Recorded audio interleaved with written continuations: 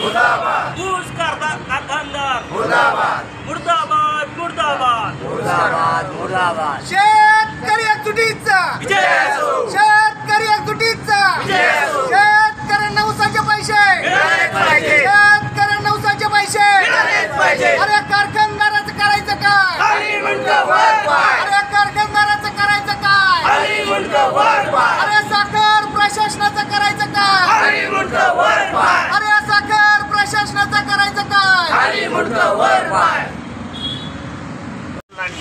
मी पैठण तालुक्यातला शेतकरी असून माझा ऊस एका कारखान्याला 6 महिन्यापूर्वी किंवा 4 महिन्यापूर्वी मी टाकलेला आहे आणि जर तो कारखाना बंद होऊन आज 2 महिनेच उलटले तरी त्या ऊसाचे पैसे जर त्या शेतकऱ्याला मिळत नसेल तर त्या कायद्याचं काय करायचं? जो कायदा सांगतो की 15 दिवसात शेतकऱ्याच्या खात्यावर पैसे जमा करा आणि आमच्या कष्टाचे पैसे आहेत, आमचा प्रपंच ज्या पैशावर चालतो, आमचे उदरनिर्वाह ज्या पैशावर चालतो, आमचा शेतीचा खर्च ज्या पैशावर चालतो, ते आमच्या हक्काचे पैसे मागण्यासाठी भीक मारण्यासाठी आम्ही आज सहकार संचालकाकडे येऊन बसलो आहोत. आणि जर या अधिकारी आम्हाला 2-2 दिवस उपाशी राहून साधी भेट जर देत नसतील किंवा आमच्या मागण्याचं काहीही त्या ठिकाणी दखल घेतली जात नसेल तर ही एक गोष्ट शासनानं काळजीनं बघण्याची आहे की याच्यावर काहीतरी मार्ग निघणं गरजेचं आहे आणि शेतकऱ्यांच्या समस्येला त्यांनी समाधान देणं गरजेचं आहे. शासनानं या कारखानदारावर कारवाई करणं गरजेचं आहे आणि आमचे पैसे आम्हाला तात्काळ मिळवून देण्यात यावेत ही आमची रास्त मागणी आम्ही शासनासमोर केलेली आहे.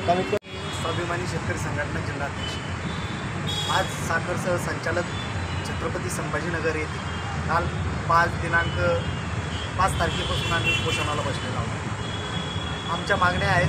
शेतकऱ्याचे जवळजवळ 6 महिने झाले ऊस तुटून गेलेलं. ऊस तुटून 6 महिने झाले, कारखाने बंद होऊन देखील 2 महिने झाले, परंतु अद्यापही शेतकऱ्याला ऊसाचे बिल मिळालेलं नाही. तर साखर सहसंचालकाला विनंती आहे, या शेतकऱ्यांना आता रब्बीची पेरणी चालू आहे, त्यांच्या पेरणीला बियाणासाठी पैसे लागतात, खतासाठी पैसे लागतात. आज शेतकरी हवालदिल झालेला आहे. शेतकऱ्याच्या हातात रुपये नाही, शेतकरी आत्महत्येच्या दारात आहे. म्हणून आमची मागणी आहे की शेतकऱ्याला तात्काळ ऊसाचे बिल देण्यात यावे आणि इतर मागण्या आहेत. शेतकऱ्याला अजून सरकारने पीक विमा दिला नाही, सरकारने कर्जमाफीची घोषणा केली, कर्जमाफी झाली नाही. आमच्या ह्या मागण्या घेऊन आम्ही साखर सहसंचालक छत्रपती संभाजीनगर येथे उपोषणाला बसलेलो आहोत. हे उपोषण जोपर्यंत आमच्या मागण्या पूर्ण होत नाही तोपर्यंत उपोषणाला आम्ही स्थगिती देणार नाही किंवा थांबणार नाही. आमच्या मागण्या ह्या रास्त आहेत आणि त्या सरकारने पूर्ण केल्या पाहिजेत अशी आमची मागणी आहे. कोणी अधिकारी इकडे आले होते का? साखर सहसंचालक येऊन गेले. त्यांनी कारखानदाराच्या तर्फे आम्हाला विनंती केली की आम्हाला 3 दिवस वेळ द्या, आम्ही शेतकऱ्याचे पैसे शेतकऱ्याच्या खात्यात वर्ग करतो. परंतु ह्या भामट्या चोरट्यावर आमचा विश्वास नाही.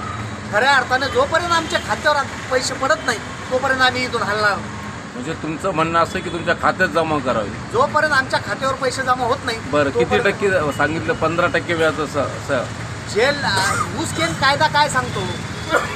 ऊस गेल्यापासून 15 दिवसात शेतकऱ्याच्या खात्यात पैसे पडायला पाहिजे.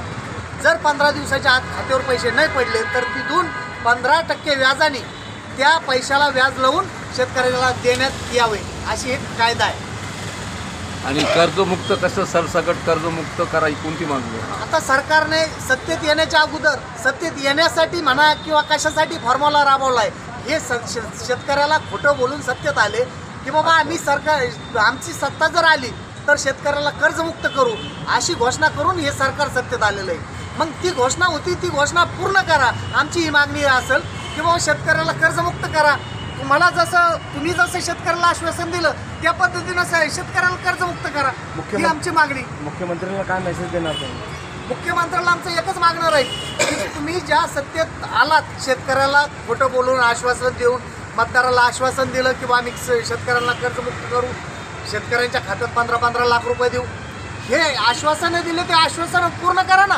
तुम्ही सत्तेत आले, तुम्हाला सत्तेत शेतकऱ्यांनी सत्तेत आणलं, ते दिलेले आश्वासनं पूर्ण करा आणि शेतकऱ्यांना कर्जमुक्त करा. नाव काय सर? मी स्वाभिमानी शेतकरी संघटना जिल्हाध्यक्ष माऊली पाटील मुळे, छत्रपती संभाजीनगर.